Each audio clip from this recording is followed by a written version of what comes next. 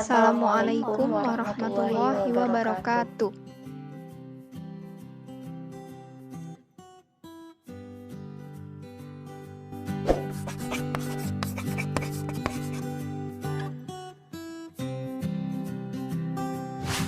Oke, di sini saya akan menjelaskan tentang kehematan kata dalam kalimat.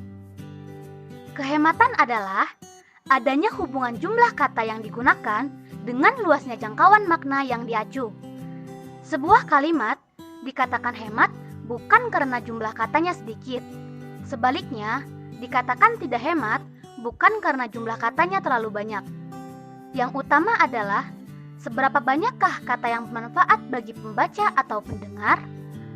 Dengan kata lain, tidak usah menggunakan balasan kata kalau maksud yang dituju bisa dicapai dengan beberapa kata saja.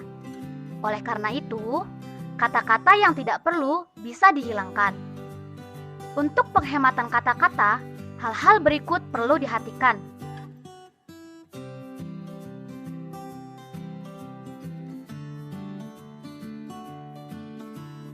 Untuk penghematan kata-kata, hal-hal berikut perlu diperhatikan.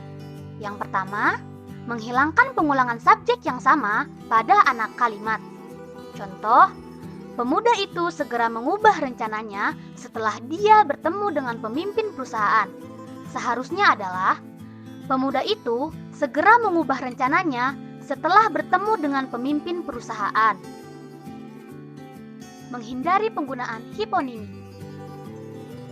Menghindari penggunaan hiponimi. Contoh, bunga-bunga mawar, anyelir, dan melati sangat disukainya. Pemakaian kata bunga-bunga dalam kalimat di atas tidak perlu. Dalam kata mawar, anyelir, dan melati sudah mengandung makna bunga. Kalimat efektifnya adalah mawar, anyelir, dan melati sangat disukainya. Hindari penggunaan dari dan daripada. Contoh, mobil dari paman saya terbakar. Seharusnya, mobil paman saya terbakar. Usul daripada Bapak Ketua perlu diperhatikan. Seharusnya, usul Bapak Ketua perlu diperhatikan.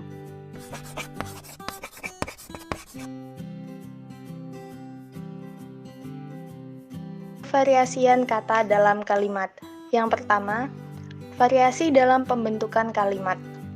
Ada beberapa kemungkinan untuk memulai kalimat demi efektivitas, yaitu dengan variasi pada pembukaan kalimat. Dalam variasi pembukaan kalimat, sebuah kalimat dapat dimulai atau dibuka dengan yang pertama, frase keterangan meliputi waktu, tempat, dan cara. Kedua, frase benda. Ketiga, frase kerja. Keempat, frase penghubung. Kedua, variasi dalam pola kalimat. Demi mencapai sebuah efektivitas dalam kalimat dan menghindari suasana monoton yang dapat menimbulkan kebosanan, pola kalimat subjek, predikat, objek dapat dirubah menjadi predikat, objek, subjek, atau yang lainnya. Seperti contoh, pola kalimat subjek, predikat, objek. Dokter muda itu belum dikenal oleh masyarakat desa Sukamaju. Dirubah ke predikat objek subjek menjadi belum dikenal oleh masyarakat desa Sukamaju dokter muda itu. Ketiga, variasi dalam jenis kalimat. Untuk mencapai efektivitas sebuah kalimat berita atau pertanyaan dapat dikatakan dalam kalimat tanya atau kalimat perintah. Seperti contoh, Presiden Susilo Bambang Yudhoyono sekali lagi menegaskan perlunya kita lebih hati-hati memakai bahan bakar dan energi dalam negeri. Apakah kita menangkap peringatan tersebut? Dalam kutipan di samping, terdapat satu kalimat yang dinyatakan dalam bentuk tanya. Penulis tentu dapat mengatakannya dalam kalimat berita, akan tetapi untuk mencapai efektivitas, ia memakai kalimat tanya.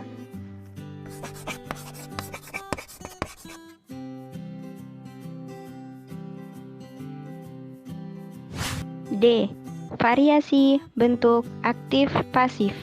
Perhatikan contoh berikut. A. Pohon pisang itu cepat tumbuh.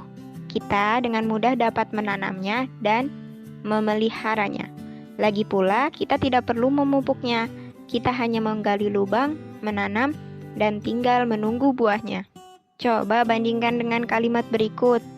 Pohon pisang itu cepat tumbuh. Dengan mudah, pohon pisang itu dapat ditanam dan dipelihara. Lagi pula, tidak perlu dipupuk, kita hanya menggali lubang, menanam, dan tinggal menunggu buahnya. Kalimat-kalimat pada paragraf A semuanya berupa kalimat aktif, sedangkan pada paragraf B berupa kalimat aktif dan pasif. Dapat dikatakan bahwa kalimat-kalimat pada paragraf A tidak bervariasi, sedangkan pada paragraf B bervariasi, namun hanya variasi aktif-pasif. Kalimat-kalimat pada paragraf A semuanya berupa kalimat aktif, sedangkan pada paragraf B berupa kalimat aktif dan pasif. Dapat dikatakan bahwa kalimat-kalimat pada paragraf A tidak bervariasi, sedangkan pada paragraf B bervariasi, namun hanya variasi aktif-pasif.